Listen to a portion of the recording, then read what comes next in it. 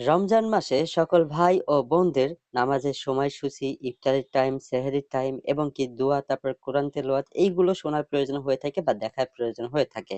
তো আজকের এই ভিডিওতে আমি আপনাদেরকে দেখাবো যে কিভাবে আপনার মোবাইল ফোন থেকেই দেখতে পারবেন। এই যে দেখুন আমাদের মোবাইল ফোনের স্ক্রিনে নামাজের সময়সূচি এবং কি সেহরির টাইম সেই সবকিছু কিন্তু দেখাইতেছে। তো আপনারাও কিন্তু আপনাদের ফোন থেকেই সবকিছু দেখতে পারবেন।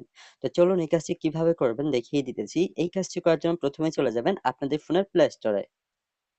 আপনারা কি করবেন? সার্চ বারে ক্লিক করবেন। ক্লিক করার পর এখানে লিখবেন মুসলিম ডে লেখাটা আমি স্ক্রিনে দিয়ে রাখবো। আপনারা সেখান থেকে দেখে লিখে জাস্ট সার্চ দিবেন। সার্চ দিলে এই যে দেখুন ২ নাম্বার যে অ্যাপ্লিকেশনটা আছে এই অ্যাপ্লিকেশন লোগো দেখে এই অ্যাপ্লিকেশনটা আপনাদের ফোনে আপনারা ইনস্টল করে নিবেন।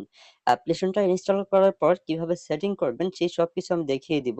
তার জন্য অবশ্যই ধৈর্য ধরে ভিডিওটা দেখতে থাকুন। তো জাস্ট অ্যাপ্লিকেশনটা ওপেন হয়ে গেলে অ্যাপ্লিকেশনটা আপনারা ওপেন করবেন।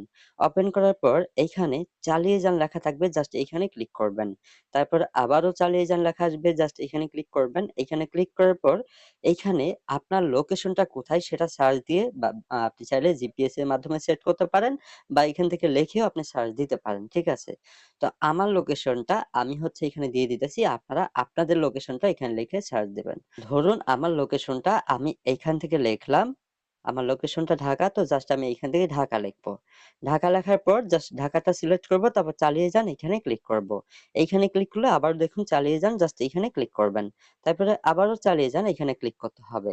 ক্লিক করলে ভিউয়ার্স এখানে অ্যালাও চাইলে অ্যালাও দিয়ে দিবেন। তারপর এখানে ঠিক আছে লেখা থাকবে জাস্ট এখানে ঠিক আছেতে ক্লিক করবেন।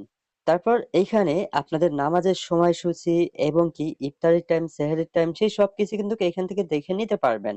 শুধু এইখানে শেষ না, এখানে নিচের দিকে দেখেন কোরআন, দোয়াও চাইলে আপনি এগুলো শুনতে পারবেন বা পড়তে পারবেন খুবই সহজে। এখন আসি যে আমাদের মতো মোবাইল ফোনের স্ক্রিনে কিভাবে আপনারা সেভ করবেন।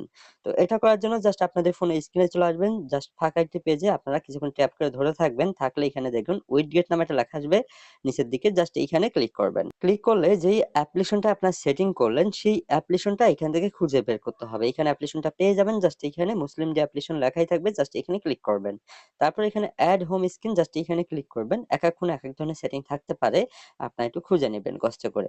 তারপর দেখুন এটা কিন্তু আপনাদের ফোনের হোম স্ক্রিনে চলে আসবে। তারপর যদি একটু বড় করার প্রয়োজন হয় আপনার চাইলে একটু হাত দিয়ে ট্যাপ করে ধরে থেকে ওইটা সাইজ বড়ও করে নিবেন। এই যে দেখুন, ঠিক আছে?